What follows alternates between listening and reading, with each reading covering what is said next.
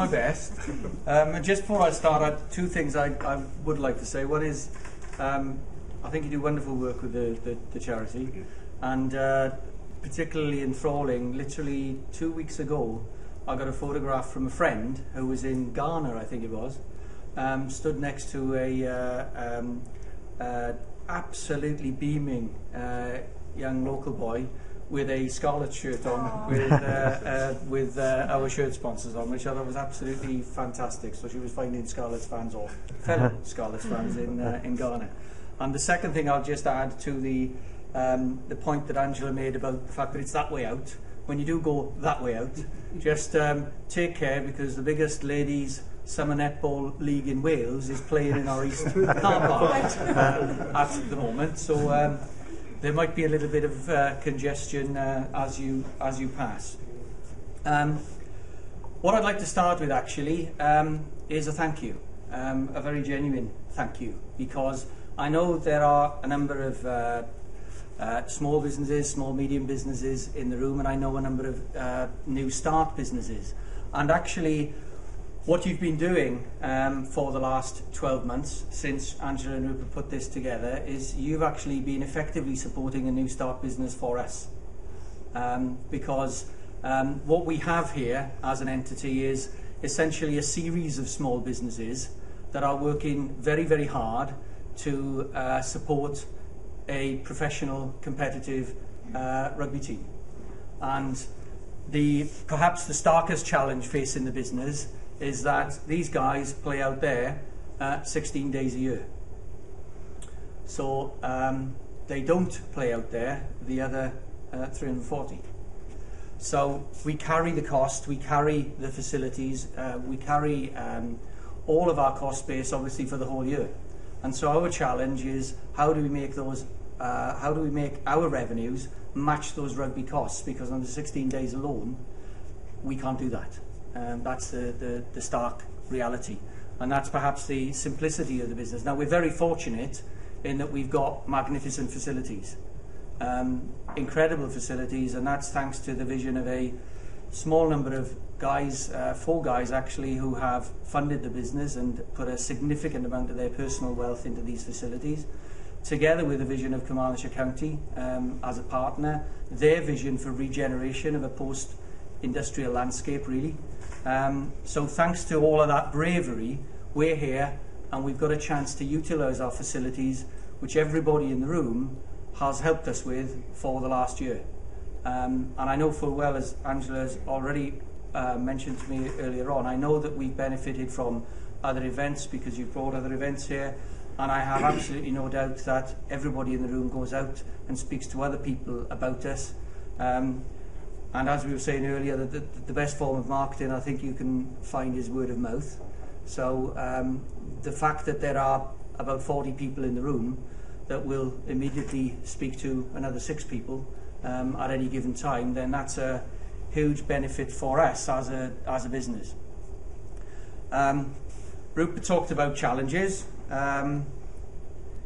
Yeah, I've been very lucky from a career point of view, and he asked me to talk about the Honda bit. Very exciting. I had 20 years with Honda. Ran the UK car business, ran the UK motorcycle business, set up and ran the European motorcycle business, or Europe, Middle East, Africa, Russia. So I know Ukraine well, and enjoy Ukraine actually.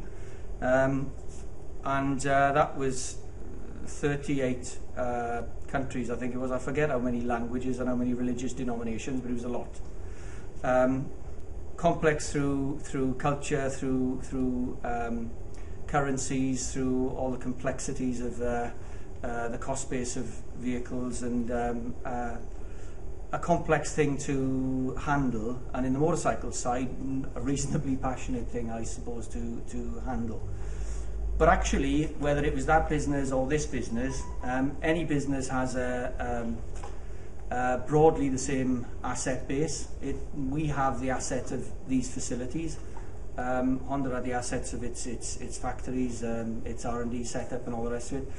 The biggest single asset that any business has, I don't care whether it's Honda, whether it's Microsoft, or whether it's Scarlets, or whether it's any of you guys, the biggest single asset any business has is its people. Because that's actually the only differentiator. the rest of it is inanimate. So what makes things happen for us is exactly the same as what made things happen for Honda. It's our people. And for us to be world class on the field, we need everybody striving to be world class off the field. And we're very fortunate in that we've got a incredibly intensely committed small team of people that work hard to follow big visions and to try their best to do the impossible. So 2010 public accounts will show you that this business was turning over 7 million and losing 2.9, which you would have thought must have been a key management objective, really, because that's quite an achievement. Now that 2.9 was being funded by 4 guys through 2009, 2010. Practically speaking, the world changed in 2008. I was in a position in 2008 where I was running a European business. Lehman Brothers went down in August. By November, Honda in Europe was up against its credit ceilings. Now, that wasn't because Honda in Europe was a poor risk, because it was backed by Honda Global. That was because none of the banks were lending any money anywhere, because they didn't know how safe the other banks were. So the whole thing froze. Scary place to be for a business that size, with, in the motorcycle business, 3 manufacturing plants, 1,000 dealers, 3 R&D centres, so a reasonable scale, the biggest in the motorcycle world. And the car business, 10 times as big again in financial terms. So the motorcycle business was a 1.5 billion turnover, the car business was a 11 billion turnover, with a consequent multiple of 10 of those issues to deal with. But the manifestation of that is that everybody post-2008, unless you're a Russian oligarch or a Middle East sovereign wealth fund, then you're probably less wealthy. And that's no different to the guys that were funding this place. So, you know, something had to change. Something had to change. That just wasn't feasible to carry on. As Rupert said, from a rugby point of view, when I was in school, in Aberdare actually, up in the valleys, not down here, I of course played rugby, and as a rugby player I was a pretty reasonable motorcyclist. And that undoubtedly stays the same. I have a little more understanding, but I try to stay away from that as much as possible, because I think in this environment a well-intentioned amateur would be a dangerous thing, and we've got plenty of experts that know exactly what they're talking about, so it's best that I don't interfere or get involved in that, frankly. But the perspective, when it was shared with me by a couple of friends that were involved in the business, actually the past chairman Hugh Evans and the current chairman Nigel Short, that there was a very real opportunity that this, a very real danger that this thing might not exist. Now, as a boy in Aberdare, there was always something magical down here.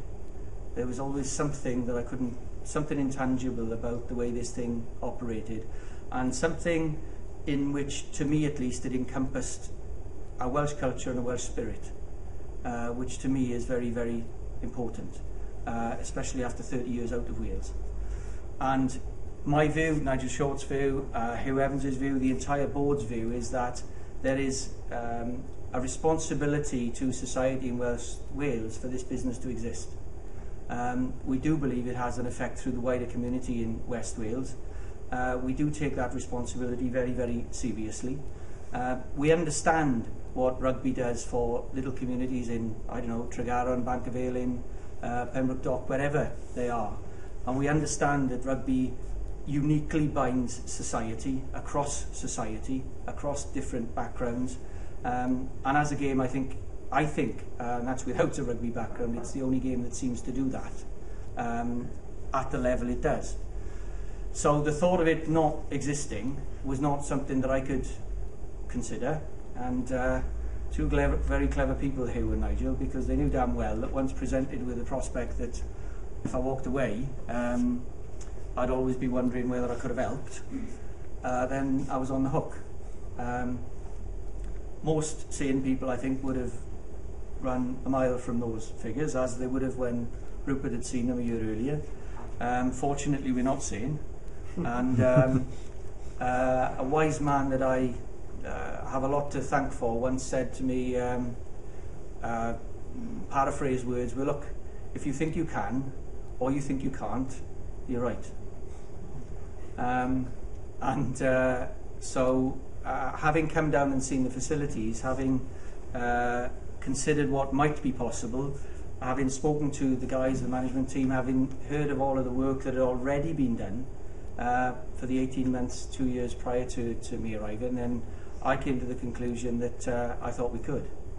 And that's where it started. So yes, it was a leap of a journey. There's a difference in car businesses, motorcycle businesses, and this business for sure. But at the end of the day, it is all about people. That's 2.9 loss in the first year. We dropped to 1.8, which still had to be funded. This year we should be around 1. Next year we should be around $500,000, which is fundable. We've widened the funding base in the business with more people involved through some initiatives that we've undertaken. So we've turned it together from a business with a 7 million turnover and a 2.82 million loss to next year an 8.5-9 million business with a $500,000 loss in a 3-year period. So we're not there yet. But within that, we, for example, with the conference and banqueting business, which 18 months ago didn't exist, which is why I'm thanking you, because we are a new start. For next year, we'll probably turn over around about £600,000 in our business. For the events business, which is Rupert's speciality, in fact, uniquely Rupert's, because there's nobody else driving it. That's gone from zero in 18 months to about a 250,000 turnover already, and that should go up to 350,000, 400,000 next year. So what we have here is effectively a series of small businesses that are growing. So the conference and banqueting business is growing, the events business is growing. The merchandise business, which you'd recognise, is growing, and a large part of that is that we've learned to understand circulation of funds and stock turn and stock the things that sell, through partly Rupert's effort beforehand and as we've learned over the last 12 months. And of course we mustn't forget that the core of our business is and always will be, and the reason all of the other business units are here, is rugby. And last year we put on around about 1,200 on our average gate per game. The previous year it was about 600. That took us last year to an average gate for the year all games of 9,000. That was third in the league. And that is only Munster and Leinster ahead of us.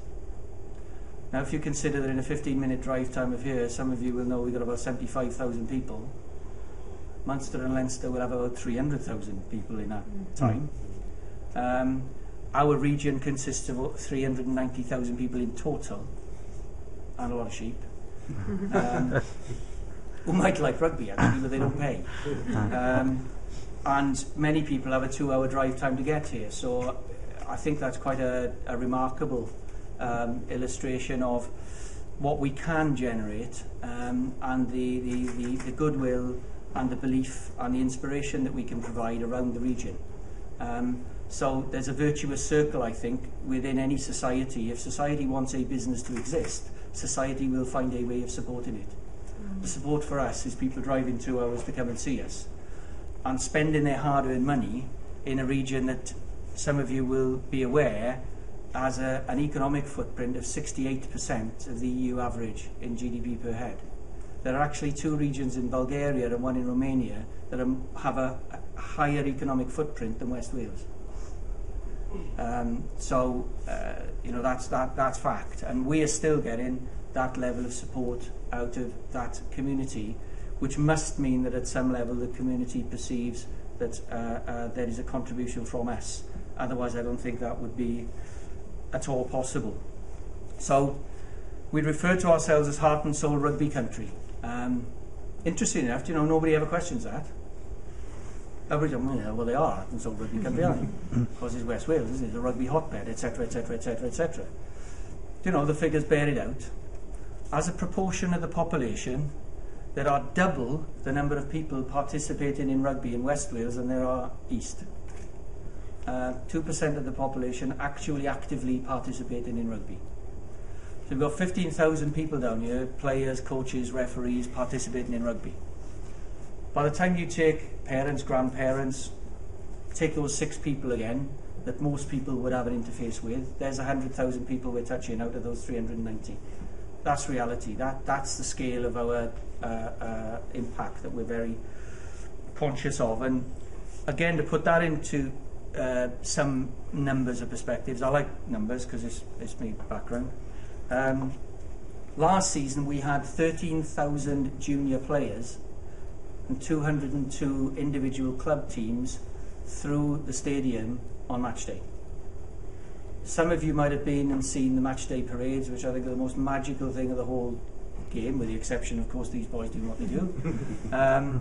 Absolutely wonderful to see. I get the chance to stand at the tunnel, panic about what they're doing because I don't necessarily understand, but I can see the looks in those kids' eyes as they're walking around, and that's worth its weight in gold because they never ever forget that.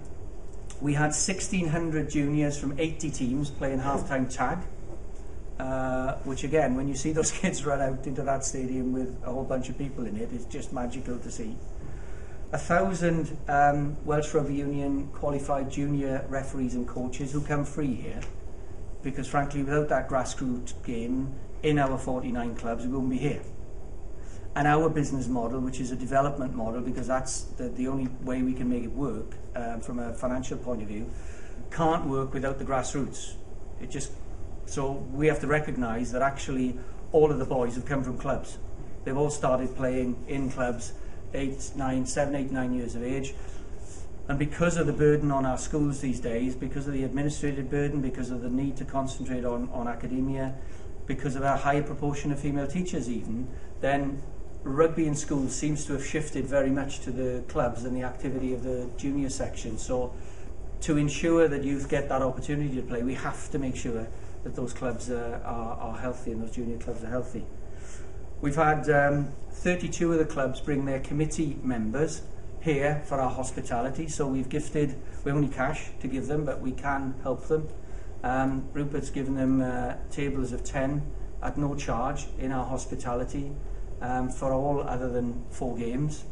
And they can bring their committee as a thank you, they can bring their sponsors as added value, they can use it to get new sponsors, they can raffle it, frankly, as long as it contributes. We had 110 appearances, player appearances out in the region, and that was a Rugby World Cup year, so that was encouraging. And 4,000 junior players out in the region experienced 111 hours of coaching from our players. I'm looking at Davies because he came down to Whitland and coached the under-13s for us. So, you know, that again is something that perhaps is invisible, but we take very seriously as part of our responsibility out there. And that was 32 of the 39 junior clubs, and we also had 700 junior players coming through our camps. So our social contribution to the fabric of West Wales we take very, very seriously. We do measure, we do target ourselves, and as a result I think the payback, if you like, is that we generate the level of goodwill and support that we are doing for our business and our success on the pitch. It's also, as I said, essential to our business model because, believe it or not, 85% of our squad is homegrown. In the last 7 years of our academy, the average number of academy players that have gone on to pro contracts is 75%. Now, again, we're fortunate because of people, because the WRU staff that we've got staff in our academy are fantastic. Kev George also coaches Llanelli RFC. And for Llanelli RFC, Carmarthen Quins and Llandyfri are absolutely essential for our model as well. And we are lucky enough to have Gareth Jenkins. And if you can find anybody on the planet who is more passionate and vocal about the development of youth in any context, whether that's rugby, vocational or life, then I'd like to meet them, because I've never found anybody. So again, what delivers that is our people. So all of the aspects of our business have to grow. The 16 match days, the merchandise business, the venue business, every piece of our day is focused on, if you like, sweating the asset, whether that is the asset of the fabulous facilities we have, or whether that is the asset of the time and capability of the people that we have to make a difference. Because we can't keep doing this, and we can't do that work without the support that we get. We're very fortunate in the support of the local business community. We have, I think, 35 West Wales businesses in our business club, with the possible exception of Worthington's and our kit supplier, Burda. All of our sponsors are local businesses. Most of those businesses, I guess, are similar to our directors, or Nigel or myself, in the degree that they don't necessarily look for a intrinsic defined return on investment. As far as they're concerned, they're doing it because it's their club and they're doing the right thing, and it is their contribution to West Wales and West Wales society as well, and we are a vehicle to allow that to happen. Some more numbers just to put that into perspective for you is that what we wanted to do was to try to at least be able to define what all of that meant in real economic terms. Has anybody in here picked up anything in the press, the media, the TV or radio about the economic impact report that we had undertaken? No? Okay, we what we needed to do was to find someone independent to tell us what our impact on economically was. So we know our societal impact, we believe. Okay, what's the economic impact? So we used a company called Focus Consulting out of Dublin. So we can't be accused, as the Welsh sometimes we are, of nepotism or going down the road and gerrymandering a result. It was from Dublin. And a company that had done a similar thing for Munster, for Thomond Park, for a number of places. They came, spent 2 or 3 days taking us apart, taking all of our information apart. They then spent best part of a month plaguing the guys for more information. What did they discover? The direct annual economic impact of us being here is currently £16.1 million a year into the local economy. 16.1 million. Now, if we weren't here, that wouldn't happen, because that is TV revenues, competition revenues. It wouldn't happen if this entity wasn't here. That's forecast on their extrapolation of our growth the last 2 years to grow to 32 million in the next 4 years.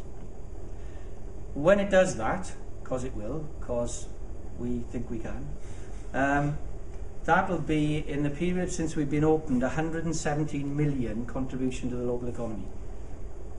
And whilst I can categorically tell you, no matter what a few people in this neck of the woods seem to think, there is no public money and never has been in this business, but actually our contribution to the exchequer the other way has been 10.7 million to date, and will be 34 million when we hit 117. That's our wider contribution. We've had 649,000, you think it'd make it 650, wouldn't you? We've had 649,000 customers through here since we opened. We get about 200,000 a year now that are not coming to rugby. That provides 15,000 bed nights a year to the area. On the economic calculations that are that these people use. Clearly we haven't got that many beds in Llanelli, and that's something that we need some help with, because it's overspilling clearly into Swansea. But that might be why the hotel on the corner there, that chain, you would normally find that their weekend rates are lower than week rates because of business. Not this one. We have 95 full-time staff, clearly the majority of which are rugby players. The number of people that operate the business at an £8.5 million turnover business outside of rugby, if you take out maintenance and grounds people, is 19. So we're running fairly tight. 66 part-time, and because we have 300 casual labour on a match day, that's apparently 32 full-time equivalent roles, which means we've got 193 individual roles in employment. That makes us one of the biggest employers in Carmarthenshire. In a county where I'm told 75% of businesses have 1 or 2 employees. So again, that perhaps puts into perspective what would be the context of us not being here. What is the value that we're actually bringing to the thing? Why is that important? Actually, because I think sometimes, and especially in the media, and especially in a political environment, there's always a lot of fuss about new things coming in, about new economic contribution, about new jobs, about new this, about new that, about new the other. Sometimes we don't properly value what's already there, especially when something's already been here since 1872. So there's not a perspective that it's likely to go anywhere. And part of what we wanted to do is to just make sure that we're putting all of that into context so everybody understands the business that we are. The other thing that might interest you that is of value to Carmarthenshire, and I think the locality, is within the small world of rugby, and this is me saying, if there is a global club brand, then Scarlets must be as near as it is. Because when I left Honda, I suppose I would have expected a note from the guy in the South African business because he used to play for London Irish. I might have expected a note from the guys in the New Zealand business, or for that matter, the Argentina business. I didn't expect a note from the guy in Ukraine, or the guy in Czech, or a bunch of people in Japan. I didn't expect them to know about Scarlets. They all had a perspective. So they didn't just know it, they knew something about it. And the one word, not all of them, but the word that came out more than anything, if they used the word to describe it, was spirit. That's what they used for what we had. So a little bit more research with a London-based company that does a lot of work in motorsport and football. Last year we had 65 hours of exposure on TV in Europe. That's exposure for Scarlets, exposure for Llanelli, exposure for Carmarthenshire, exposure for all of our sponsors and business partners. That's good. 65 hours. We had 48 in North America, which is a bit surprising, but that's encouraging. Then we had 237 hours in Australasia. We had 500 hours in Asia Pacific, 900 in South America, and 1,100 hours of exposure in Africa and Middle East. Now, something tells me that is a global platform that we perhaps underestimate. So in the perspective of this thing that most people would see as a rugby team, our philosophy is it's a lot more than a rugby team. Our ambition is to have that rugby team consistently successful at the top of the European performance. That has to be our ambition. To get there, we need to do a number of things. And what we've needed to put into perspective was that, as with all of your businesses, and any business, our first priority and our first responsibility is survival. We have to survive, and we have to survive on our own 2 feet. We can't be reliant on any one individual, whether it's me, whether it's a director, whether it's 4 directors, whether it's individuals in the business, individual players, individual coaches, nothing. The thing has to be bigger than that. And our first responsibility, therefore, is to be there tomorrow. But we also need to understand our contribution to society and economically, and we have to understand our projection and how far that is, which will have, I'm sure, surprised most people in the room. So I hope that's put us maybe in a slightly different perspective than you might have perceived before you came in. I'll go back to the start and say genuinely a really big thanks to you for supporting us in what you've been doing for a 12-month, and in what you do perhaps unwittingly just by telling people about us, and I hope being enthusiastic about what you experience and just helping us get more people through the door, because we can't do anything without everybody's support. Wales is a very small country with not a lot of people. I think we've got 1.9 million people in the South Wales M4 corridor. We're a lot stronger together than we are ever going to be apart. Not something necessarily that that we're very good at always as Welsh. I sometimes wonder, having come back here after 30 years, whether the myth whether the fact that England did actually unite all the Welsh tribes is a myth or not. But I think when we do pull together, we can be remarkable.